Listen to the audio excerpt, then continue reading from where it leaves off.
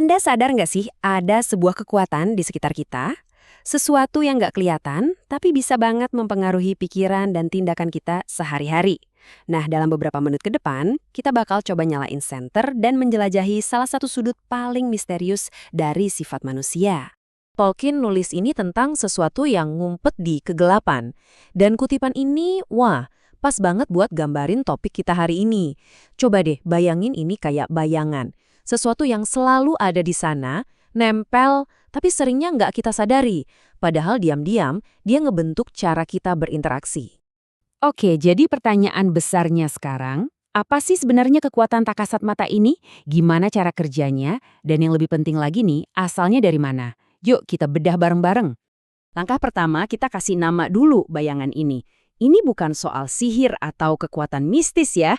Ini adalah sebuah bidang studi yang sangat nyata dan kuat yang kita kenal sebagai psikologi gelap. Nah, coba perhatikan definisi ini. Kata kuncinya di sini adalah memangsa.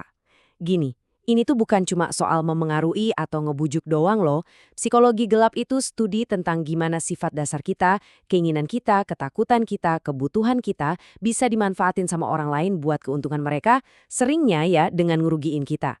Ini adalah sisi predator dari psikologi manusia. Biar lebih gampang, kita bandingin aja. Psikologi umum tuh ibarat arsitek. Dia mempelajari sebuah gedung supaya bisa bikin gedung itu jadi lebih kuat, lebih baik, lebih nyaman. Nah, sebaliknya, psikologi gelap itu kayak maling. Dia pelajari denah gedung yang sama, tapi tujuannya beda. Tujuannya buat nyari titik lemah, biar bisa masuk dan ngambil apa yang dia mau. Tujuannya beda banget kan? Satunya buat memahami, satunya lagi buat mengendalikan. Oke, terus mungkin Anda bertanya-tanya, wah, berarti sifat ini jahat dong dari sananya? Eits, tunggu dulu. Nggak juga. Akar dari psikologi gelap ini sebenarnya udah tertanam di dalam diri kita semua. Di dalam naluri paling dasar kita buat bertahan hidup. Psikolog terkenal Carl Jung punya istilah buat ini, the shadow atau bayangan. Dan ini tuh bukan sisi jahat kita ya, tapi lebih ke bagian diri kita yang ya lebih purba, lebih naluriah. Dorongan buat bertahan hidup, buat bersaing, buat melindungi diri. Sisi ini ada di dalam diri kita semua. Kuncinya bukan buat ditakutin, tapi buat dipahami. Jadi, bayangan ini akarnya dari mana? Ya dari program dasar buat bertahan hidup yang ada di dalam diri kita semua. Coba pikirin deh, dorongan buat bersaing dapetin sumber daya, kebutuhan mendesak biang diterima di kelompok, atau respon spontan lawan atau lari pas ada ancaman.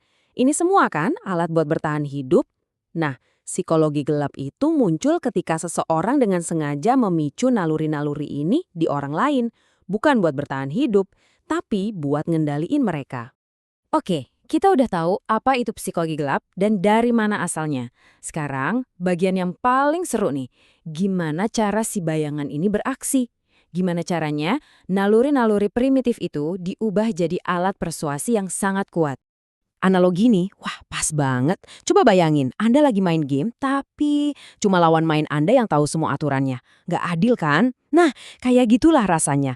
Waktu seseorang pakai taktik psikologi gelap, dia tahu kelemahan Anda, ketakutan Anda, dan keinginan Anda. Terus dia pakai semua itu buat ngarahin Anda kemanapun dia mau.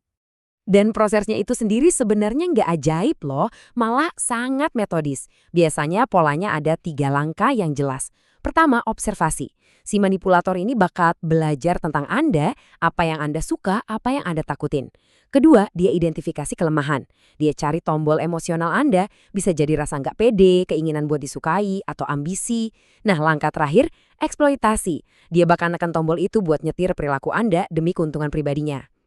Dengerin semua ini mungkin kedengarannya agak serem ya. Tapi tenang, tujuan kita ngebahas ini bukan buat nakut-nakutin. Justru sebaliknya, ini buat memberdayakan. Tahu cara kerja manipulasi adalah langkah pertama buat melindungi diri Anda. Dan ini dia poin paling penting dari semua obrolan kita. Anda nggak bisa bertahan dari sesuatu yang nggak Anda sadari. Paham sama taktik-taktik ini tuh kayak nyalain lampu di ruangan yang gelap. Tiba-tiba, semua niat dan strategi yang tadinya nggak kelihatan jadi jelas banget. Kesadaran itu perisai Anda. Jadi sebagai penutup, saya mau tinggalin satu pertanyaan buat Anda renungkan. Dengan pengetahuan baru ini, pas Anda lihat iklan, pas lagi negosiasi, atau bahkan pas ngobrol biasa aja, kira-kira Anda bakal mulai lihat pola-pola yang tadinya nggak kelihatan nggak?